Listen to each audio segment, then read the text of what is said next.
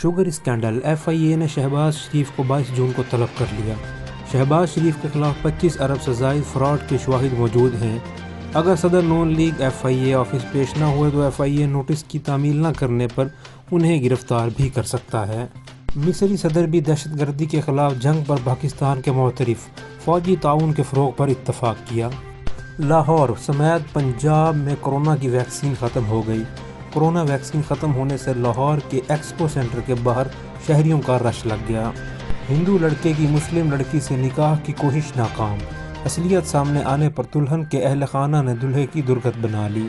نکاح خان نے عین نکاح کے وقت لڑکے کے عربی تلفظ پر غلطی کا شک کا اظہار کیا، جس پر دولہے کا ڈرامہ پکڑا گیا۔ راشد خان کا کہنا ہے کہ بابر اعظم اور ویرات کوہلی دونوں ہی ورلڈ کلاس کرکٹرز ہیں، دونوں میں سے بہترین کا فیصلہ کرنا مشکل ہوگا۔ فی الحال آئی پی ایل اور پی ایس ایل کا تقابل نہیں کر سکتا۔ League spinners Lahore Qalandars. گلے پر ڈور پھرنے سے 3 سالہ بچے کی موت، پتنگ بازوں کے خلاف کریک ڈاؤن میں تیزی آ گئی۔ رات میں پتنگ بازی کے سدباب کے لیے ٹیمیں